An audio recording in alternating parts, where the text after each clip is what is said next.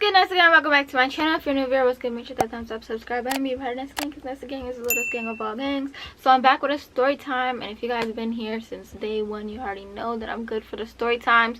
I needed to give you guys an update on my car. So my car just got stolen last week, so it's been about 7-8 days since it's been stolen. Wednesday, let me look at the footage. The footage actually doesn't tell me a time, but I know it was after 10 because that's when Xavier brought in the waters from the car. So it was there at 10 o'clock and it happened between 10 and midnight. I'm just gonna insert the footage now because I know that's what you're waiting for, and you guys are just gonna click and fast forward it anyways. So here's the footage of my car being stolen by 3 thieves.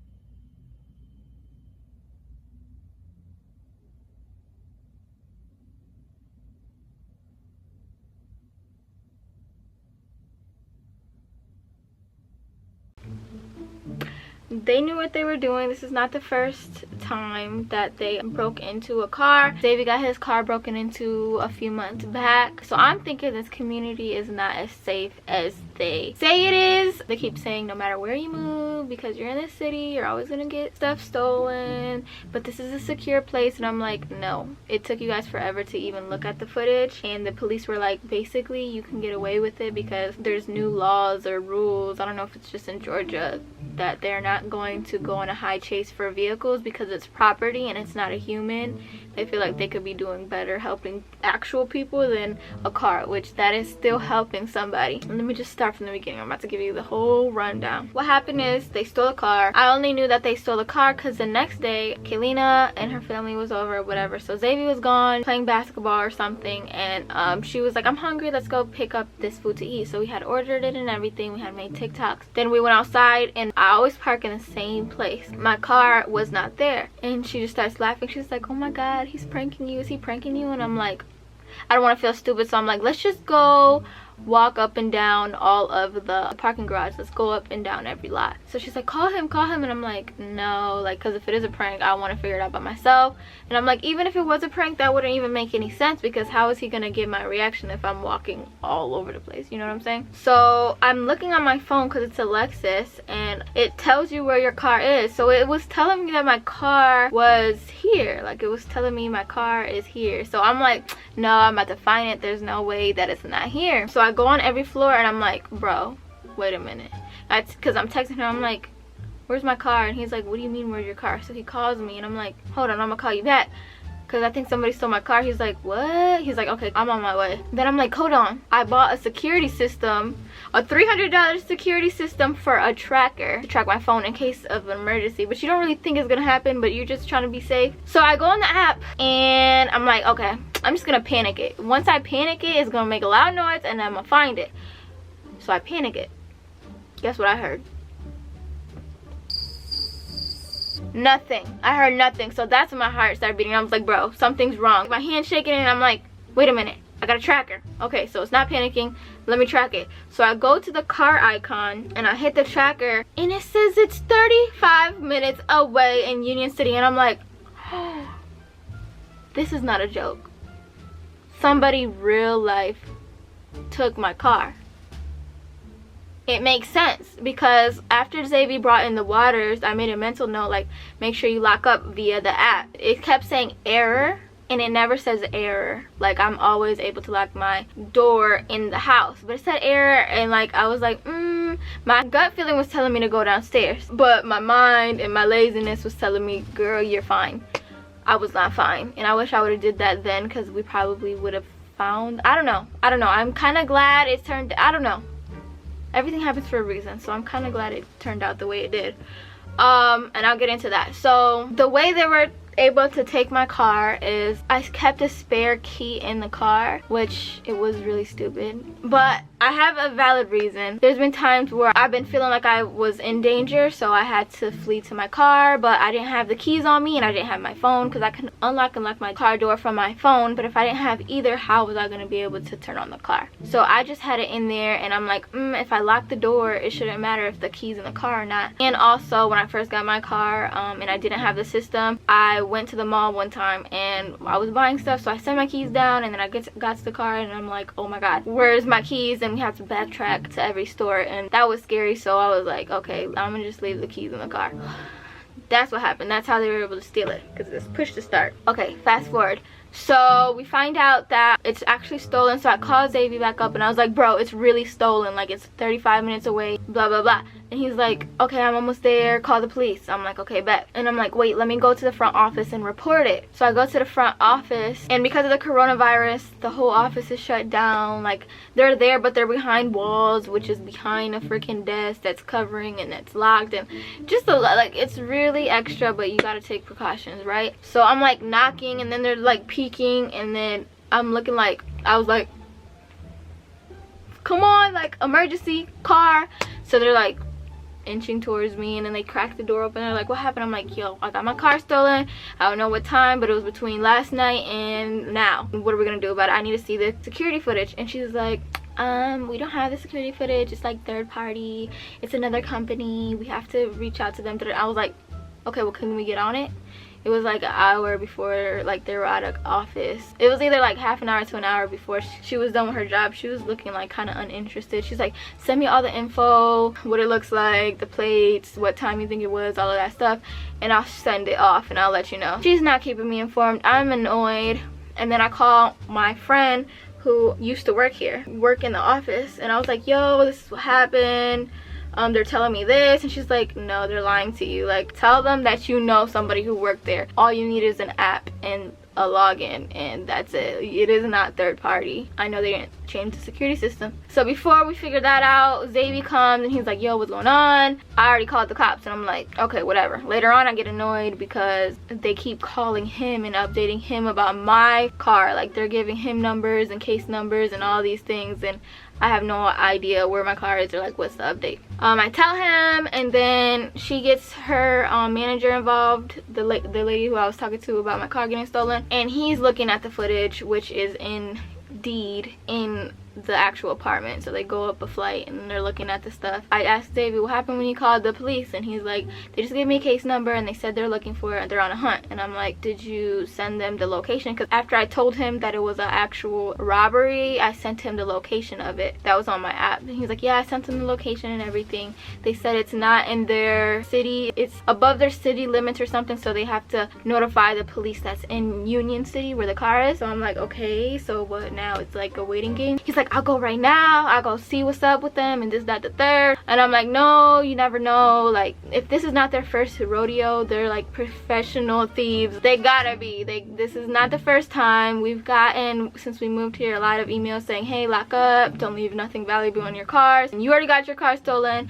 And later on, we stopped the security and update him, and he's like, yeah, it's not a good idea to pull up, because he low-key dry snitched on the company, the apartment complex, because he was like, yeah, not too long ago there was a guy who he hopped out his car real quick just to sign the papers to move in. They didn't steal his car, but they stole 2 very high quality guns that they had in the car. And I'm like, if these are the same robbers, like, that means they have that stuff in their possession.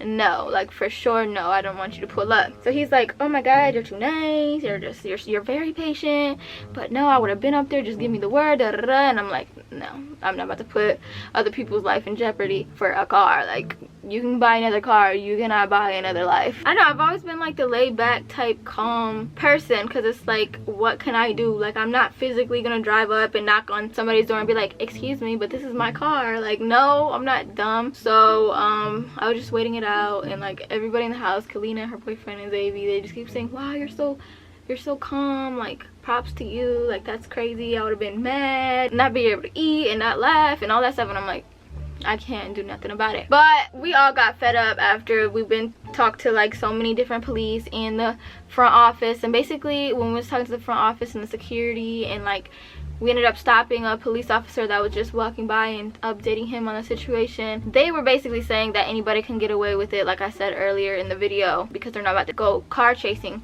I'm telling them the location of everything, and they get a phone call from Union City saying that the police drove by briefly and they didn't see a car, which later on we find out why they didn't see it. They didn't go above and beyond. They should have got a warrant for the house that it was at, because it was behind a bunch of trees. Like, it was like a house behind a bunch of trees. If you've ever been to Union City, Georgia, you already know how it looks and stuff. Like, there's a lot of land covering a house or apartment or whatever. So that's what it was. And they're basically telling me, no, we're not. I was like, you guys can't get a warrant. No, we're not gonna do that. And even GPS, like, is this real time? Like, your car is there? Yes, it's real time. Are you sure it's real time? Yes, I'm sure. I'm 100% positive. And they're like, well, you know, like, locations are not exact. The satellite only tells you within a half a mile radius. And I'm like, dude, if my phone can tell me where my car is specifically in a parking lot, I'm pretty sure it could tell me specifically where my car is now. Like, that doesn't make any sense. So they were just making me feel like it was a lost cause and I lost my car. And they're like, just call the company that it is and try to get it completely shut down. Like, you can't even physically move the car anymore, because like we said, we're not gonna go on a chase if it moves. So I was annoyed, and over time Xavier kept pressing me like, yo, I'll go, it's still not late, I feel really bad, and I know you're gonna be sad tomorrow if I don't at least try. So I was like, okay, fine, go ahead. He said he was gonna go with his friends. So he leaves the house, and we both got GPS tracker on our phones, like where we're at. So over some time, I'm like, it's been about a good 30 minutes. Where's he at? So I look at the map, and he's on the dot. He's on the dot. My car is by my thumb, right? He's like right next to it when I look at the thing, and I texted him and I screenshot and sent it to him, and he calls me. I was like, bro, you're right there. Like, you're right there. Why are you right there? You're supposed to wait for your friend. You should not be by yourself. I don't want you by yourself. He's like, hold on, let me see. He said he's like right down the street. I'll call you back. 5 minutes go by, and then on the app I had made it so that when the car moves and turns on, that it will send me a text message. So it sent me a text message, and I'm like, oh my god, oh my god, oh my god, it moved, why is it moving? So I'm scared, because I'm like, oh my god, Davey's right there. What if they saw him and they're gonna check him or like something? So I'm like freaking out, and he's calling me, and I'm like, dude, they moved, they're gone. What did you do? Like, wow, like, why are you interfering with it? Like, freaking out. And he's like, oh my god, I knew it. Come to find out later on, he tells me that he had his lights off and he was cruising mad slow down the freaking road. It was a, what is it called? It was a dead end road. So it was like a road, and then it had the little circle. So he's like going mad slow with no lights, try to peep. And that's when he told me the police literally would have to go up there, and it was in the dark, so he couldn't see. So maybe during the day they could see, but since they thought it wasn't on point, they didn't check it out. I don't know. But you know, when even if your headlights are off, once you press the brakes, your red lights come on. the backlight. So he's thinking that they saw that and they left. I don't know. But he's like, tell me where they're at. Tell me where they're at. Oh my God, I'm on them. I'm on them. I guess he's seen them at a red light, or he was about to catch them at the red light and they zoomed off. I don't know. So like my adrenaline's going, his adrenaline's going. He's like, where are they? And I'm telling him the streets and stuff. But I'm like, we both just moved here. We don't know nothing about these streets. So I'm like, oh my God, this is a lost cause. Because I'm like, go here, go here. I'm like, it's north, it's south. He don't know where I don't know where north, south, especially in a moment like that. Inconveniently, but convenient. Like everything happens for a reason. I guess Xavier had tried to catch them and he went through like a gas station or something. That's illegal. You're not supposed to go through a parking lot to come out and avoid traffic. That's illegal. So he got pulled over and the cop said it was for a headlight. He's like, oh my God, why am I getting pulled over? But I'm, oh my God, and I'm like, oh my God, this could not be happening. Meanwhile, I'm watching them on my tracker go left, right, here, there. I'm getting nervous because there's a lot of people who steal cars to sell parts, and you got a Lexus, so who knows, and they're right by a body shop, so I'm getting nervous like, oh my God, they're about to take my baby apart. So anyway, he pulls him over and he's like, what did you pull me over for? Oh my God, okay, can you just listen to me? Can you just listen to me? Cutting the officer off.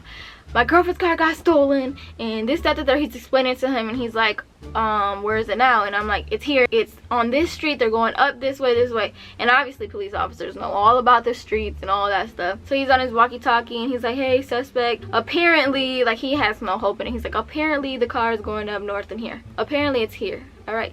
So with the route that they took, it looked like they either picked somebody up or dropped somebody off. And then they went to a Pizza Hut, but it was a gas station. So they stopped for some snacks. They had the munchies. And when they found the car, because they did find the car, it was smoked out, so they had the munchies for sure. They went to go stop for some food. So there was a bunch of police that was like following them. Once they stopped, they had enough time to catch up to them. Then the car went on the highway and then they were going back home, but halfway home they realized that the police was on them and they took a detour to, what's it called, they took a detour and they stopped at a park, and then they turned the car off and they started running because they saw the cops. I guess the cops was chasing them. They was close behind them and they had like dogs and searches. This is from Xavier's point of view. He's telling me what happened because he followed and he was there when the police was there and he got the car. So he said that he caught one of the thieves. They got one in handcuffs, and today's Thursday, so they said I would be able to look up and see who this person was. So I'm gonna go ahead and do that today. Let me write it on my notes. The guy that originally pulled Xavier over, the police officer, let him off the hook and he's like, you can tell her to pick up the car right now, like Uber here or something. So I was gonna do that, but then I guess there was another officer there, a woman, and she's like, no, don't touch it, we're gonna run it for fingerprints, don't touch anything in there. But he was just looking in there and he's like, from the looks of it, they emptied everything out and it smells like really strong weed. They left flip-flops and some more stuff like snacks. So they were like, no, leave it, we're gonna have a tow truck come and pick it up and move it and we're gonna run fingerprints. So I was like, okay, fine, because at the end of the day I just really want, it's not revenge, it's, what's the word, it's not closure, but it is closure. Justice, I guess, justice, because if these are the same people that keep coming and like stealing from the community, they need to be stopped. Period. No ifs, whats, buts about it. Like, this is not their first rodeo. It needs to be done. Like, from the clips as you've seen, it was going car to car. Yeah, so I let them take it and I was like relieved knowing that my car is safe. And yeah, so he didn't say nothing was wrong with it. He's like, there's just a couple scratches and that's it. So the next morning, Xavier got a call from where we live now, police department, and they were like, yeah, we found the guys, you can go pick up your car now. I didn't pick it up that day because I don't know what happened, but I just didn't get to pick it up that day. But the next day I was like, hey Xavier, can you drive me up there so I can go pick it up? So we drove 35 minutes to go try to pick up the car. We get there and it's closed. It's a 24-hour service and they're closed. We're like, we're here to pick up the car, and they're like, well, the office is closed, so we can't give you a car because there's nobody there. And they're like, how are you answering the phone? I'm like, okay, so what happens? Like, I'm here to pick it up now. What happens to the price? Am I gonna have to pay? Is it police? Yeah, you're gonna have to pay. Even if I'm here now and it's over the weekend, yep, you're still gonna have to pay. So we're so annoyed because I got Xavier to drive all the way over here and the baby in this freaking coronavirus situation. So annoyed. And you know, Xavier's car was messed up because he got into an accident with the baby not too long ago in his car, so his bumper's all messed up and he thinks his car's messed up. So it was just really inconvenient. So Monday happens and I go early in the morning because my dad told me before, he's like, yo, I used to work for a towing company and that's how they make their money. They just keep stalling to get your car in there longer. They want you to wait. They want you to hit the weekend so that, you know, they rack up on money. That's guaranteed money that they have. So make sure you get there early in the morning because they always come with BS. Yo, listen to your parents because that's exactly what happened. We go there early in the morning. I get there at 11 and I'll insert the clips that I did once I got there now. Back at it again on Monday. I pray that my registration is in my car, otherwise I have to leave it here even longer. And the cost to even take it out is $325, which is super annoying because I could have just grabbed it on the day of when they caught the people. So there's my baby. Let's see. It does not deserve to be here at all. Okay, so I got here around 11:30 and now it's 3 p.m. Still here with the baby and Xavier. I feel so bad. They keep having us do a runaround. I think I spoke to at least 10 people. They kept saying, please hold, and directed me to all these different places. And then one time I freaking called the police of Arizona. Like, it's just so annoying. It's like a prolonged process. And my dad warned me yesterday. He's like, I used to work for a tow company. It's really unfortunate because I could have literally picked up my car that night. They said that they needed to process it, but I just spoke to the general of my city, or like the police station, and they're saying that they're not going to come and process it because it was left abandoned. It wasn't a car, a high-speed race, trace, whatever you call it, and they didn't rob a bank in the car, so they technically don't have to sweep it. So that's mad annoying that they did all of that. It was abandoned after the police of Union City. I'll tell you guys later. That was the clips from Union City when I was in the process. It was very, very annoying, very, very, very frustrating. It was too long, too much. I'm glad I packed some food for the baby. I felt so bad. Xavier was so mad. Like, it was so much. We talked to 1,000,001 people, kept getting transferred, kept getting put on hold. Then we got time limits because there was multiple papers saying that they don't help with vehicles after 2, and then they're talking to me through a glass screen, so I'm annoyed because I can't hear them and they can't hear me. It was a nightmare. Literally, it was a nightmare. Not to mention the freaking tow company ends at 5, so I'm like, oh my god, I need my car now because my license plates were expired, or my stickers were expired, which is why I wasn't touching it. That's why it stood in the garage. I didn't have the time to go get the stickers, nor did I want to with all of this stuff happening. And then I'm looking it up online and they're like, it's gonna take like weeks to get it out. And I'm like, no, my car's not gonna be stuck in here for weeks. So it was just annoying because then I find out that they didn't even run the prints. Like, I'm paying all this money for nothing. If that was the case, I should have got my car the night that they found them. Like, I should have just picked it up the first time if you guys are not going to do prints. So then I find all that stuff and I'm like so annoyed because then I find their cell phone and all these things, headphones with like mad earwax in them, like so much stuff that they could have grabbed to get these guys. Like, it's not important to you. You have all the evidence right here. Like, you don't even have to do the most. That's what made me mad. Like, that made me really mad and annoyed. I asked her, she's like, well, we can give you a form and you can bring it to them. And I'm like, what's the success rate that they pay for it? She's like, it's never happened before. So I'm like, you know what, look, I'm not problematic. If you say that, I'm not even gonna waste my time trying to go back and forth with you, whatever. So I got my car, I did a evaluation. The brakes sound horrible, so bad, like they ran it down. This is a new car. It has about 30,000 miles on it. Like, it's really new, nothing was wrong with it. The freaking rear view mirror, it's broken, like ripped off. I guess they thought if they ripped that off, it was gonna get rid of a tracker that I potentially had. No, they ripped off that and missed the tracker that was literally right next to it. All they would have had to do was rip out that tracker and it would have been over for me. It has like a dent in the front. It has some scratches. It feels really sticky. It just does not feel the same. If you guys ever got your car stolen, you know that it does not feel right. I don't even want it anymore. Like, I want to get it traded or something, because that was so bad. That was so wrong. I never want to go through this again. I would never want any of you guys to go through it, because it's so scary. I was gonna originally just say forget the insurance, I'll just pay for all the damages myself and take it in, but I usually go to CarMax and they're like, well, if it's been stolen, we're not gonna fix it, we're not gonna touch it. Which, isn't that what you guys are here for? I don't know, but I got annoyed, so I called my insurance like everybody's been telling me to do, and they're working their magic. I just today got that footage that I showed you, so I'm sending that over to the insurance and we're gonna see what's gonna happen. I'll keep you guys updated.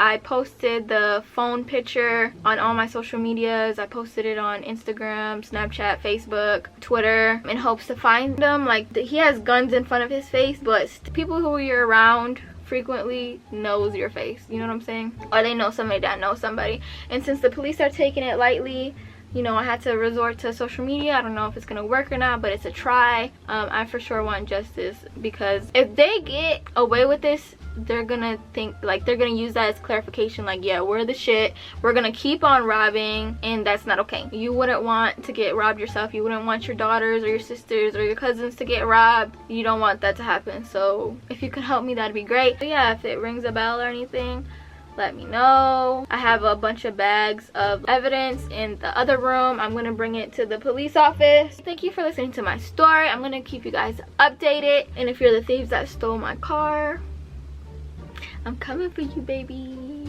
I'm coming. Bye, Ness again.